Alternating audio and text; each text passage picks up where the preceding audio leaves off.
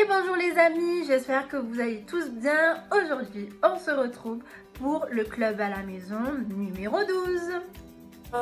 Coucou Linda, aujourd'hui c'est le club à la maison numéro 13.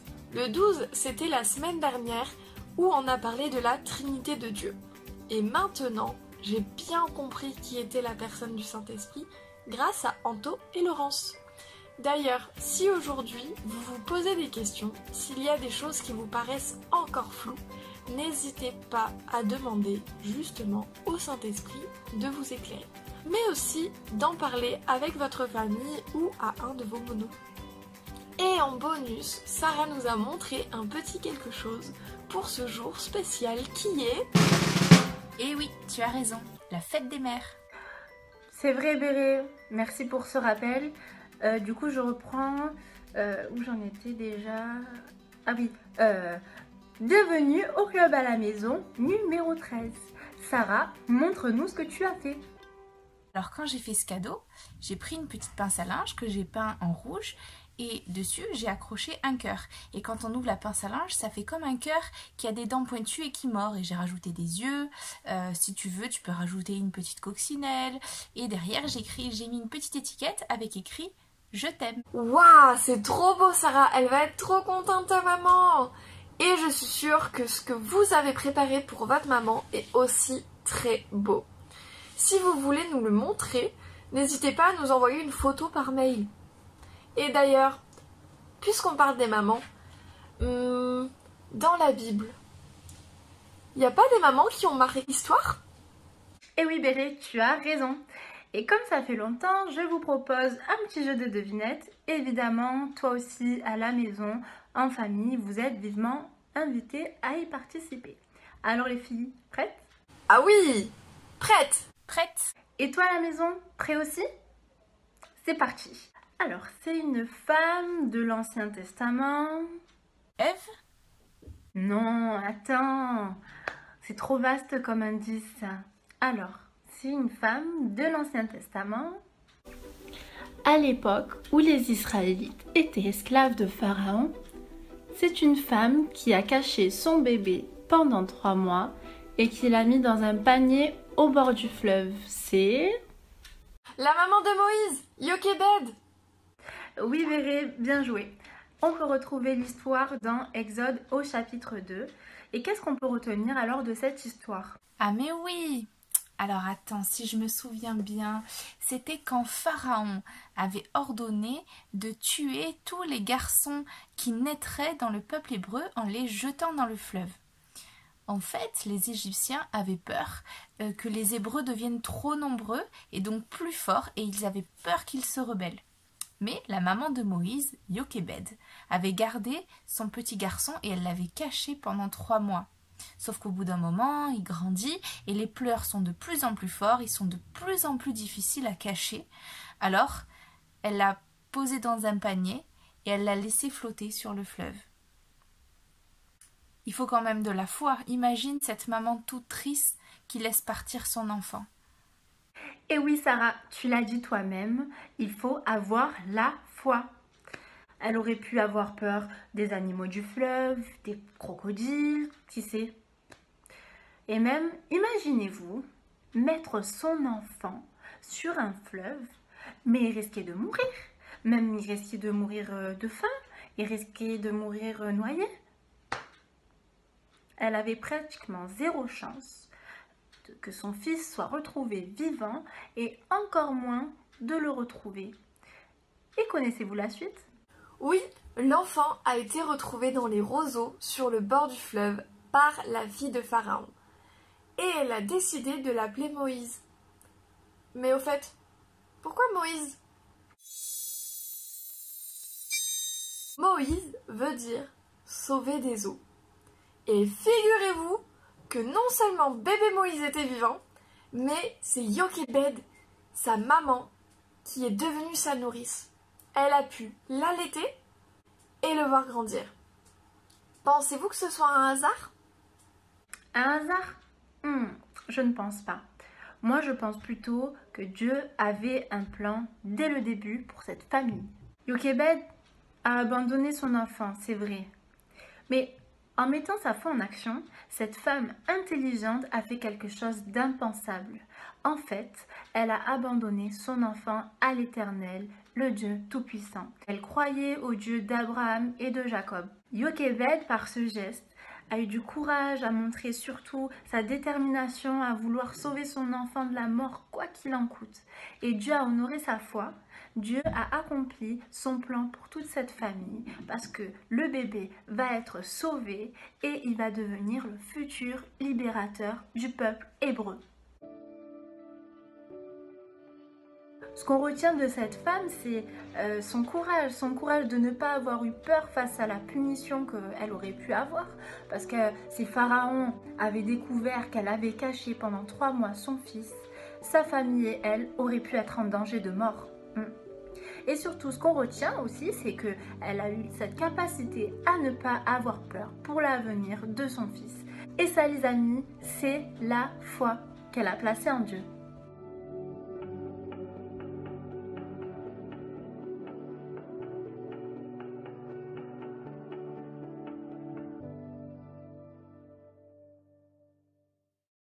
Découvrons maintenant une autre maman extra. Je sais, c'était une maman qui n'était pas destinée à être une maman. Vous avez quelques secondes pour deviner c'est qui.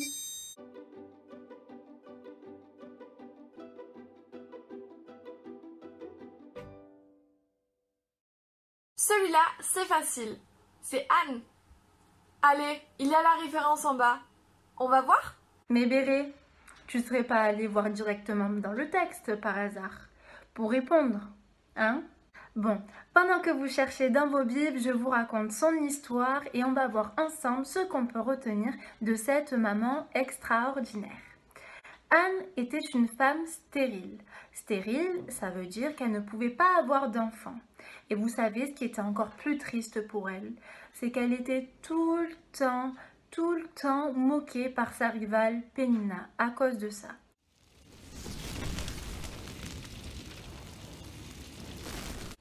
Anne, elle était tellement triste, elle en pleurait et même parfois elle en arrivait à ne pas manger.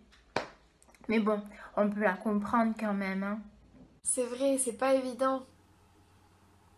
Mais du coup, elle s'est mise à boire du vin et elle était ivre. Mais non, Véré. Bon, c'est vrai qu'Élie a cru qu'elle était ivre, mais en réalité, elle priait. Venez, on regarde ensemble dans 1 Samuel, chapitre 1 et au verset 15. Anne répondit, « Non, mon Seigneur, je suis une femme qui souffre en son cœur, et je n'ai bu ni vin, ni boisson enivrante, mais je répandais mon âme devant l'Éternel. » C'est un bel exemple parce que vous savez que dans les situations difficiles, on peut dire à Dieu toute notre tristesse, toute notre peine. Et Dieu entend tous les cris de notre cœur. Élie croyait que cette femme était ivre parce qu'il la voyait parler mais sans entendre ce qui sortait de sa bouche. Il y avait juste ses lèvres qui bougeaient. Et ça pourrait faire bizarre, mais Dieu a entendu sa prière. Et Dieu entend même les tout petits murmures qui sortent de notre bouche. Oh, on a un Dieu qui nous écoute alors. Et donc, la suite. Mais au fait, qu'est-ce que Anne disait dans sa prière ? Alors, dans sa prière, Anne a demandé à Dieu un fils. Mais en retour, elle lui a promis quelque chose. Elle lui a promis que si Dieu exauçait sa prière, elle allait lui consacrer.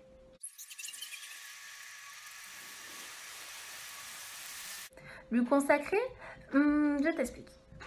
En fait, lui consacrer, ça veut dire qu'elle fera tout pour que son fils mène sa vie dans l'unique but de servir Dieu, de servir l'Éternel. C'est sa manière à elle d'offrir en retour à Dieu son cadeau, un cadeau et ce qu'elle a de plus cher. Mais alors, c'est aussi une manière de lui dire merci si je comprends bien.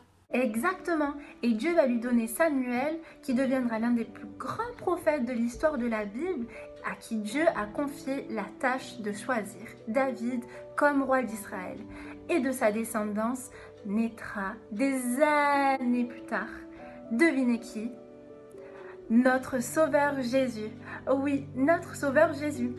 Et Anne a composé un cantique, un chant de louange, de reconnaissance à Dieu pour le remercier.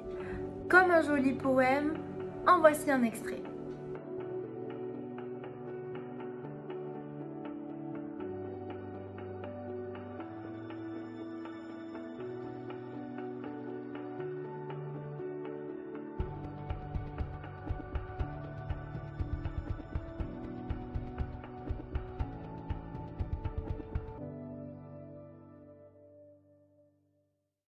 Une autre maman a aussi composé un chant. Son histoire se trouve dans le Nouveau Testament.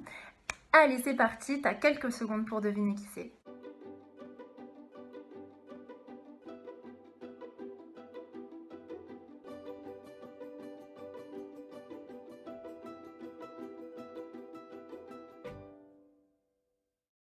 C'est Marie, la maman de Jésus. Elle a aussi été très reconnaissante envers Dieu et elle a même écrit un chant en l'honneur de Dieu après que l'ange Gabriel soit venu la visiter. Il lui avait annoncé une bonne nouvelle. Cette bonne nouvelle, c'est qu'elle allait donner naissance au Sauveur du monde, Jésus. Dieu a choisi Marie parce qu'elle s'est montrée soucieuse de vouloir lui plaire en tout temps et elle s'est gardée pure. Et le miracle de la naissance de Jésus a eu lieu grâce au Saint-Esprit, le Saint-Esprit dont nous avons parlé la semaine dernière.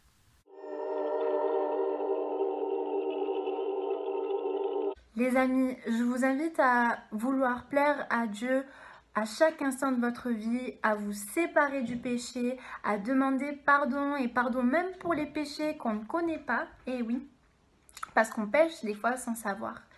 Et en ça, on sera pur aux yeux de Dieu, car en mourant et en ressuscitant, Jésus a effacé notre péché. Comme la gomme, vous vous souvenez ?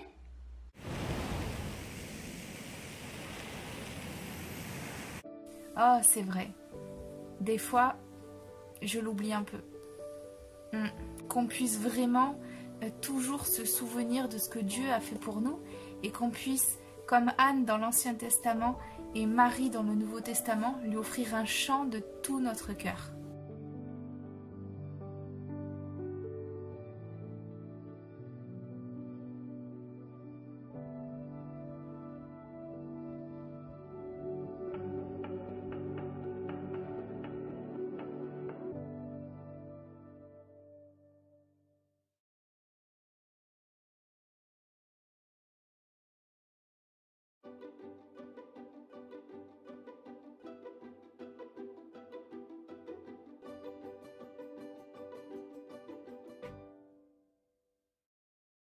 Elle, Isa, Bête de La Belle et la Bête, Élisabeth. Élisabeth est une femme de la Bible dans le Nouveau Testament et comme Anne, elle était stérile, elle ne pouvait pas avoir d'enfant. Et malgré cela, avec son mari, tous les deux continuaient d'aimer Dieu.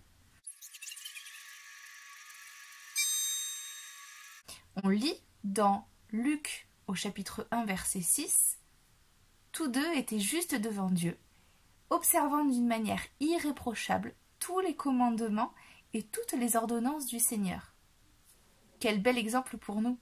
Donc dans même les soucis de ta vie, nous t'encourageons à prier comme Anne et à continuer d'aimer et servir Dieu comme Élisabeth. Et si Dieu ne t'exauce pas, continue de lui rester fidèle, continue de l'aimer, il le voit et il te le rendra. D'ailleurs, voici la suite de l'histoire. Élisabeth a fait plusieurs expériences et elle a deviné que Marie portait dans son ventre le Seigneur Jésus-Christ. Comment a-t-elle fait pour deviner? Eh bien, elle l'a su grâce au Saint-Esprit qui était en elle. Tu vois, le Saint-Esprit nous permet de voir des choses qui sont invisibles. Et surtout, Élisabeth a donné naissance à Jean-Baptiste, et c'est cet homme qui, plus tard, annoncera la venue de Jésus-Christ.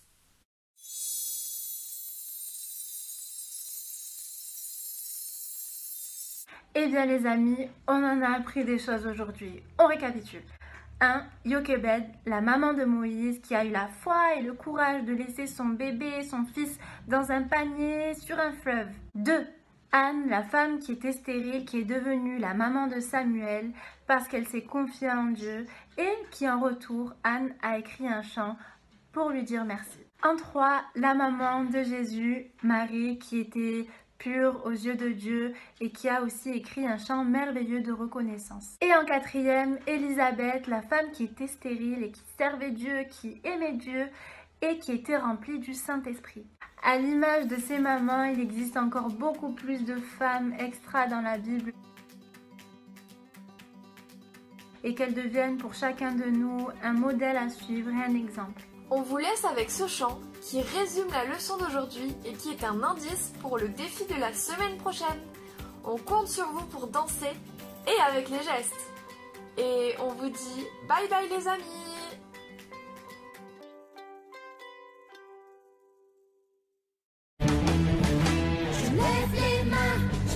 Le sol, je tape des pieds et me retourne. Il faut que je loue Dieu. Alors on y va? Je saute, je danse, je ne retiens pas. Ça peut faire bizarre mais bon, ça va. Il faut que je loue Dieu. Je suis prêt à servir pour mon Dieu, car il fait toutes choses pour moi. Et même si on me regarde travers, Jésus est la personne à qui je veux plaire. Je lève les mains, je touche le sol, je tape des pieds et me retourne. Il faut que je loue Dieu. Je saute, je danse, je ne retiens pas. Ça peut faire bizarre mais bon, ça va. Il faut que je loue Dieu. Que ma vie soit un chant de louange, adorant Dieu avec passion. Car dans ce chant les gestes louent son nom. Je veux que toute ma vie te glorifie. Je lève les mains, je touche le sol, je tape des pieds et me retourne. Il faut que je loue Dieu. Je saute, je danse, je ne retiens pas. Ça peut faire bizarre mais bon, ça va. Il faut que je loue Dieu.